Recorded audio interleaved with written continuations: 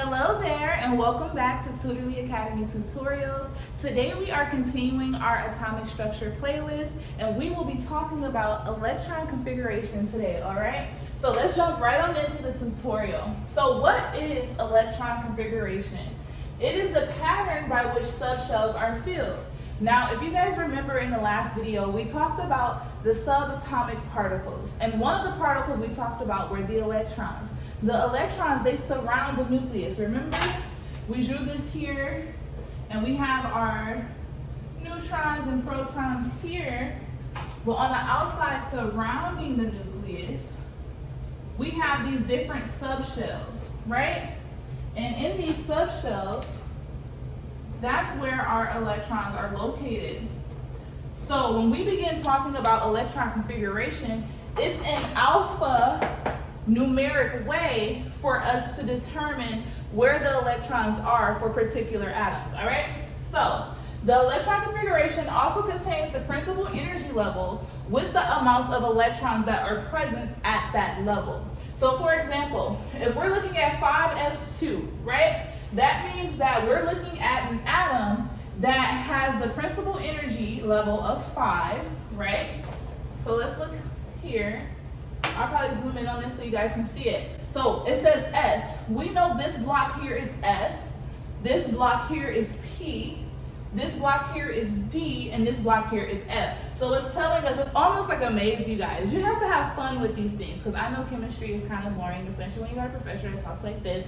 But we can make it fun, okay? So 5s2. So that means that we are going to go to the 5th principal energy level in the S block. 1, 2, 3, 4, 5. So 5. But this is only S1. S2 means that we will be at the element strontium. So do you see how this alpha numeric representation via the electron configuration allows us to determine what the atoms are? So what is the Aufbau Principle? I never could say it. I don't know if I said it correctly, but the Aufbau Principle. It's the order in which the subshells are filled. It follows the periodic table. So pretty much we can't just say 3s here, you get a 4p here, you get a 2 here. Like, we can't do it that way. There is an order, just like with everything else in chemistry. So the order follows the periodic table. So that's what I have written in purple here. Typically, professors don't have you go beyond 4d10, or high school teachers, they usually don't have you go beyond this. They never really have you enter into the F category. But just in case, I just wanted to give you guys like an overview. So 1s2, technically, the reason why hydrogen and helium are both red is because hydrogen technically belongs with the noble gases, but it does not behave as a noble gas, so that's why it's over here. So that's 1s2. Then you have 2s2, which is lithium and beryllium. Then you have 2p6, which is boron to neon. And then 3s2, which is sodium and magnesium, and so on and so forth. So you guys can remember this longhand method. As you guys can see, I call it a longhand. So you guys can memorize this method, or what you can do is look at the periodic table and use the locations of the elements to determine what its configuration is. So let's do an example of that. So what element is located on the first principal energy level, block S, and it has 2 electrons? Let's look. So we said this is S. So the first block, right? But it's the second element. So that means that here, this is helium. Now let's look at 1s1. First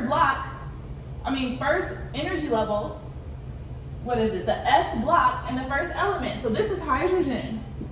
So I'm gonna pause this video and I'm gonna come back. I'm gonna let you guys have time to do this and we'll come back and you'll have all the other answers and we'll work through those. All right, so hopefully you guys have spent some time trying to figure this out. So let's just go back over it. So 2s2. So 2s2, that would be beryllium. And 2s1 is going to be lithium. 2p6 is going to be neon. And 2p4, 5,4 is going to be oxygen. So hopefully you guys have gotten this as your answer. Now this is going like the longhand method. But there is a shorthand method to figuring out the electron configuration. We use the noble gas that precedes the element. So this is an element that is all the way down here in the D block, osmium, okay? So if we look at the noble gas that precedes this element, so if osmium is here, the noble gas that precedes it is xenon.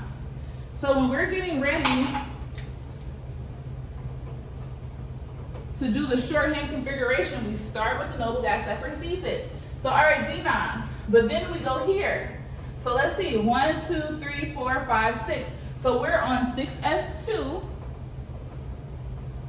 And then we have to jump down here to the F block.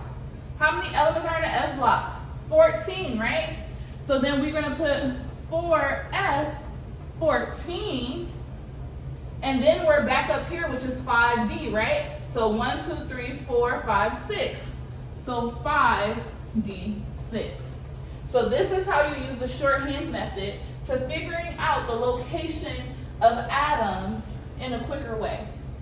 So hopefully you guys have learned something new here today with electron configuration. If you are looking to book a private individual tutoring session, do not forget to check us out on www.tutorlyacademy.com. We look forward to seeing you in our next video, and don't forget to come this weekend for our weekend review.